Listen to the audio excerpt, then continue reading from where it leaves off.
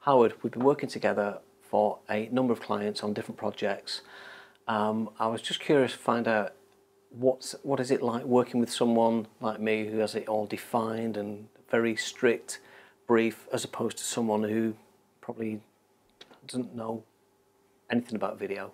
Okay. Well, you've touched on my experience there, because two extremes. One extreme, I'll get an inquiry from a company, maybe a charity, and they know they need to dip a toe into video, but they've got absolutely no idea about what they want it to look like or anything to do with the process. And I love working that way. It's an organic process. It starts with a conversation.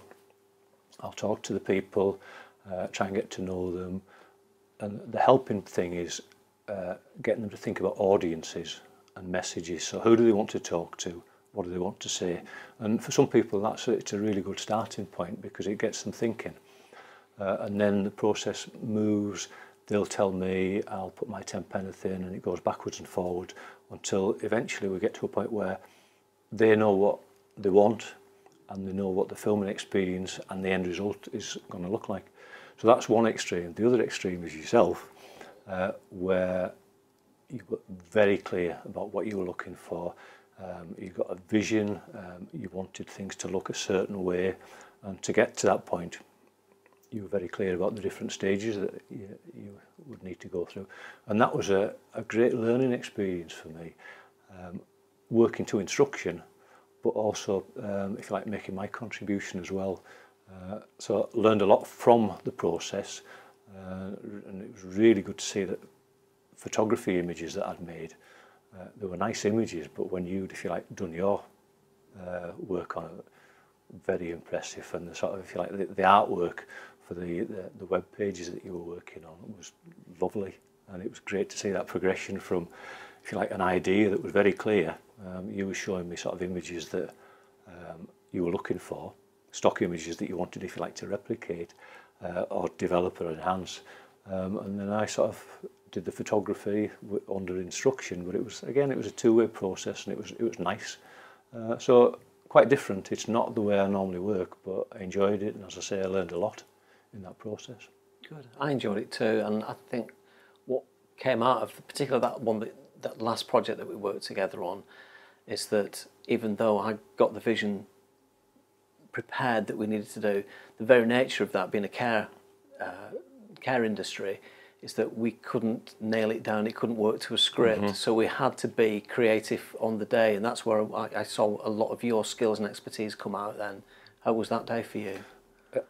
It was a long day, it was a very tiring day, but it was really enjoyable, because my background was in social care, so in a way it was like going home.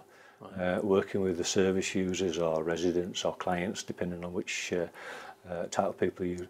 It was just nice, and quite often people who use services are more relaxed than staff in presenting. Sometimes staff are more relaxed than managers, so there's that progression. So it's just nice seeing which way the wind's blowing, really, and you've got an idea where you want it to go, but you can't miss those golden nuggets out. You've got to, if you see something that's going to happen, or maybe something's already happened, it's about using that and getting the maximum advantage. We've talked before, there was a young woman, member of staff, in the care home where we worked first, and I spotted that photographically she was very attractive, and in terms of brochures and sort of written material, I sort of spotted that she would be someone to photograph and use. What I didn't spot was how she would react to the video camera, and she was lovely. She was young, she was totally inexperienced in video, but she nailed it, and she nailed it because there was a passion there. She was a great ambassador for the company, because as well as being, saying the right sort of thing, she was fun, she was entertaining, and you can't get that across in photography, and you can't get it across in the written word. Video is brilliant for doing that sort of thing. And that's one of the things about what you said about recognising that she became an ambassador, and that's where video could be useful and the services that you offer. Do you think it's something that companies don't think about when they are commissioning video that they think, oh, I just need to say, this is what we do. We make these things and this is how we're going to sell them. Whereas what you do is get people to tell their story about why they are selling these widgets or whatever it is, or services that they do. And by default, they become an ambassador for that brand. Have you found that? Yeah, our first contact was over something, the power of the story. You talked in a presentation and I just put something on LinkedIn in terms of a post and a blog. Right, I remember that, yeah. And we were on the same wavelength. And I think, okay, video is about lots of things, but within it, the power of the story. Why does someone do what they do? What's the history? How did they get to that place? And that works for individuals, but it works for companies, it works for products. Very powerful. So it's not the big full-on hard sell. It's just talking. And people, things have moved on now. People will watch longer videos, particularly if there's a story there and it's engaging. So when I talk to companies, the optimum is for their people to be in the video, to buy into it, to be part of it, to learn from the experience, to enjoy the experience. And okay, you get a nice product at the end, you get your video at the end, which is a nice promotional tool, but the impact on people in terms of presentation skills, in terms of confidence, in terms of that buy-in to what the company's doing, it really is a great developmental tool, and it's good for team. And the other thing is there's a sincerity about people from within the organisation telling that story from within the organisation. Yeah. I mean, it's easy to just go and buy some voice talent in and face and stand there, and you've seen these things all over the place, and you just think, okay, it's not genuine and I don't feel a connection. But when it comes from within, people, they do connect to it in a much stronger way. Do you find that? I do. Talking from a personal point of view, when I see or hear, if you like, a nationally acclaimed actor doing a voiceover for a huge multinational, it doesn't work for me, because I know that when they've done that work for an hour, they'll be moving on to another job and there'll be no connection with the product or the company. And that's why I like people that are in the company to be part of it. Worked with a company of solicitors, and the marketing manager did the voiceover, did a really nice job of that voiceover. Most companies have got people within them that have got the potential to do well in front of the camera and to make a real contribution, but also to benefit personally from the whole process. And that's why the idea of bringing someone in who doesn't know anything about the project to present it, well, okay, it works for some companies. It's very contrived, isn't it? It is, and it just doesn't work for me. And so a local voice, a voice from a presenter from the company, they know the product, they know the arrangements, they know the relationships that they've got with clients. People will forgive the fact that they're not professional actors or professional presenters, because it's real, it's of the moment, and it's genuine. Genuine, yeah. It is, yeah. And the thing is, I think that's one of the benefits that comes out of organisations and companies investing in video. I think a lot of people I've found have thought, oh, it sounds it's going to be an expensive process. What's it going to cost? What's the benefit of me doing it? And they're thinking in terms of, you know, the actual financial benefits. You know, if I spend £100 or £1,000 on a video, how many more thousands is it going to generate? I've found, and particularly with the work that we've done, it's not about how many more sales you get or what the increase in profits is. It's the intangible benefits that you get from, say, you know, business people in a situation where they're more confident or they're more visible to their audience. Is that something you'd agree with? Working from pure logic, if you present on video that you're a nice person, that you care about what you do, that you've got skills in what you do, and that there's a passion there about the organisation, about the services that organisation offers, that's a big selling point. You know, it's got to be powerful. And with video, it's not a case of talking to one person. You can be talking to lots of people. With social media, websites, it's a powerful tool, and it is growing. You know, if you look at some of the statistics, don't believe all of the statistics, but you know, there's an awful lot accredited to video in terms of marketing and sales. And having said what I've just said, it doesn't mean that video is not responsible for an increase in profits and sales. It can be. I mean, I know you've got a particular experience with one organisation you're quite close to, but it's had a huge effect, hasn't it? Yeah.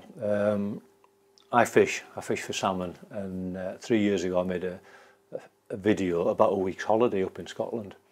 And to be fair, it's a nice film, it's a very attractive film, and the fish were cooperative, so there's footage of salmon being caught, and that's not easy to get.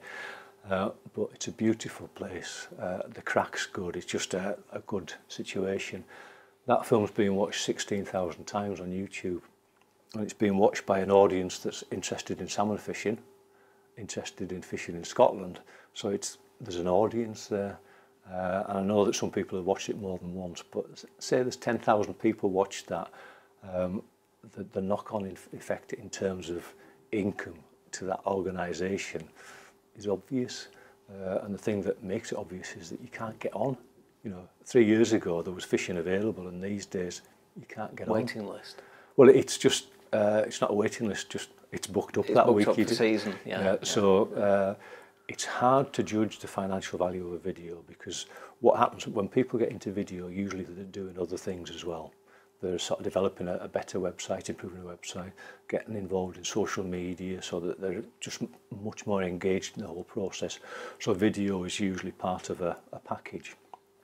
And can you attribute it to video, the success? Well, I certainly think in that fishing example, you can do. Yeah, I mean, it's interesting that you talk about it as being part of a package, a communication strategy, so that, you know, on its own, while you can create standalone videos, if they're part of a marketing or communication strategy, it's really valuable at that point. But again, we've talked in the past about how video can be used for other strategies and other channels of communication. Training is a big area where you're involved with producing videos for a specific purpose. Yeah, my background was in social care. I was a manager in social care, and unfortunately, in a way, I didn't get into video until the tail end of me, if you like, my management career. But when I've talked to other managers since about how much of the training that we offered could be committed to video, and they all agree that most of it can be. Some elements, maybe first aid, moving and handling, there needs to be a hands-on approach.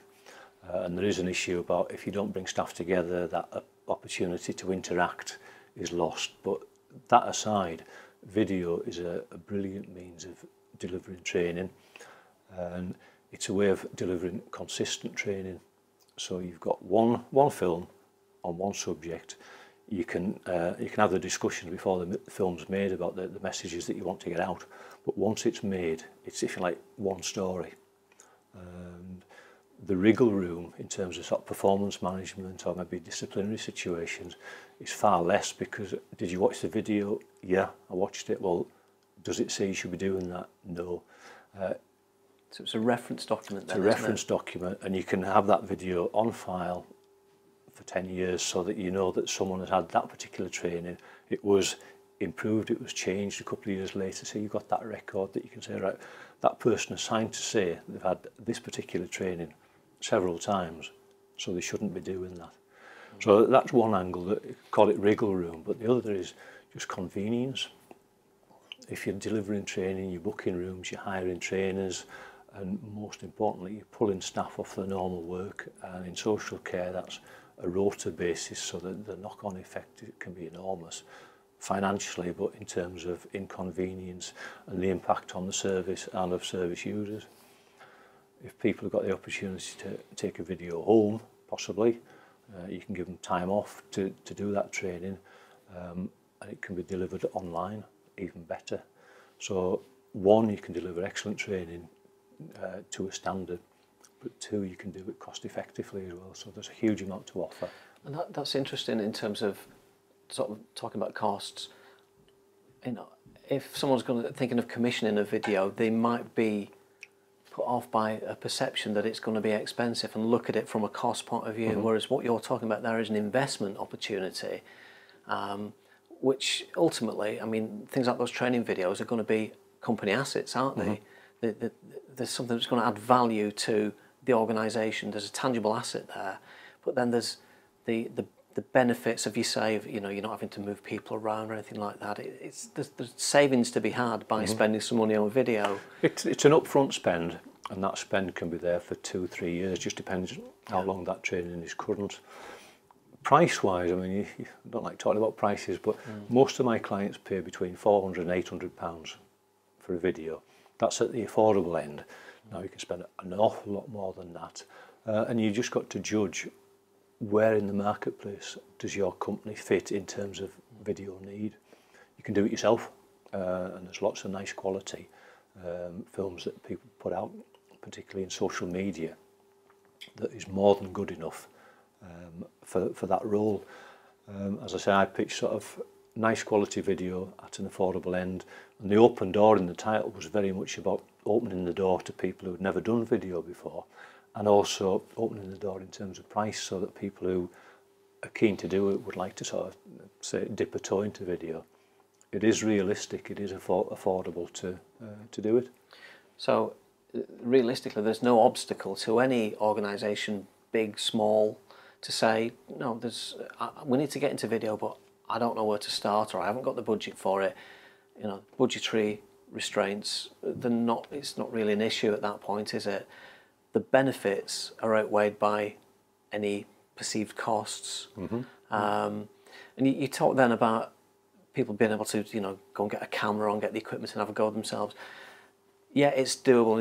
You know, we can all talk about the democracy of video on social media, but there's something for me, you can spot it a mile off when it's been done homemade and amateur, and if that reflects your brand values, then I think you're missing an opportunity. And what I like about you is that you can deliver those exceptional brand values and communicate that at a higher level without spending a fortune, having to go through the whole sort of, oh, it's a big deal. It isn't a big deal at all. It's very immediate and very comfortable.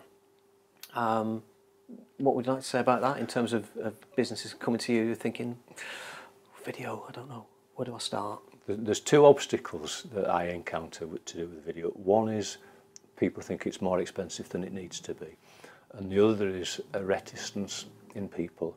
A manager or an owner of a company, like say I did a video, but is very cautious about mentioning or suggesting it because they're scared, frightened, anxious, call it what you want, about it being them that finishes up in front of the camera. And very much the process that I go through is about making it easy, making it comfortable, making it enjoyable as an experience. And the feedback I get consistently is that's the way it goes. So I'd say probably 90% of people that sit in front of the camera with me go away with a better product, a lot better product than they anticipated that they would do. But the other big thing is about enjoying the process.